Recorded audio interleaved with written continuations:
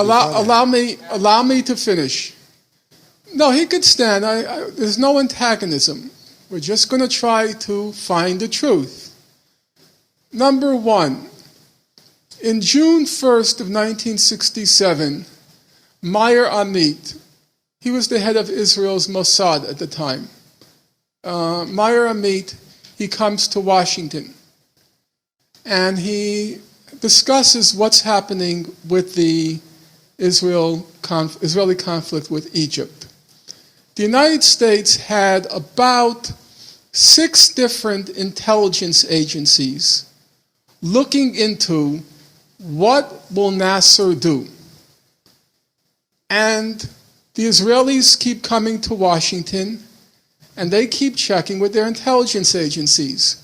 March 25th, March 26th, and you can read the whole record. Each time President Johnson, he asks them, the intelligence agencies, well, what's Egypt going to do? And the intelligence agencies come back and say, he's not going to attack.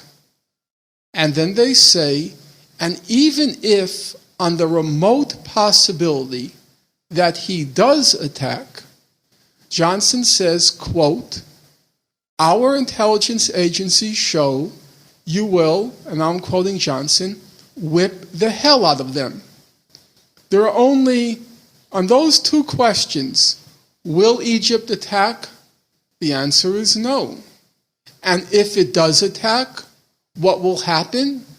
Our intelligence agency said, even if all the countries attack simultaneously, and even if they start hostilities, you'll win, to quote at that time Secretary of Defense Robert McNamara, you'll win in 7 to 10 days. Meir Amit comes to Washington. When he discusses this, he says, quote, all of your estimates and predictions are the same as ours. There is no disagreement between the Israelis and the Americans that Nasser is not going to attack.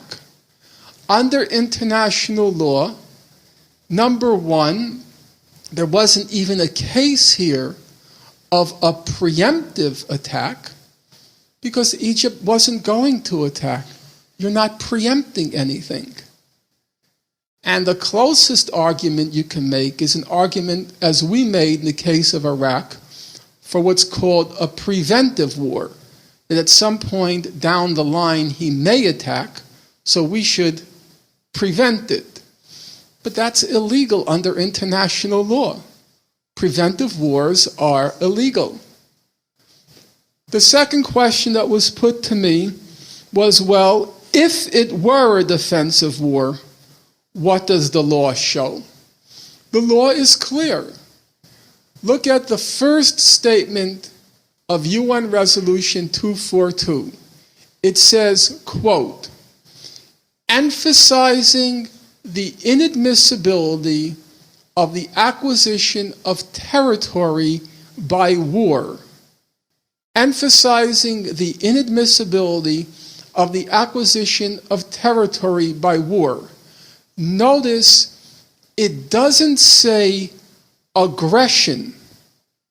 Namely, it doesn't say you're not allowed to acquire territory in a war of aggression if the war is a defensive war or an aggressive war. It's immaterial in the international law as it's flowing from the UN Charter. Regardless of whether it's offensive or defensive, you can't acquire territory by war. And so my answer is, even if it were a defensive war, which it wasn't, Israel would still have no title to those territories. It's not my opinion, it's the law. Now you're asking me, you used an expression at the very beginning. You said, the sources I use, as if my sources are suspect. But what were the sources? Is the International Court of Justice a suspect source? It was the court that said it's inadmissible to acquire territory by war, quoting UN Resolution 242. It was all 15 justices who said it's illegal. That's not me. That's the law. I'm going to add just one sentence. Sure. The start of the 67 war occurred on May 22nd with the act of war by Egypt in the blockade of the Straits of Tehran. Well, that would be an interesting fact were it true. If you look at Article 51 of the United Nations Charter, it says you're allowed to act in self-defense. Look at the words. It says against an armed attack. Armed attack. Even if it were true, and it's not, time doesn't allow me to go through it, it's not. But even if it were true that there was a blockade in the Straits of Tehran, that's not grounds for war under international law. It was not an armed attack.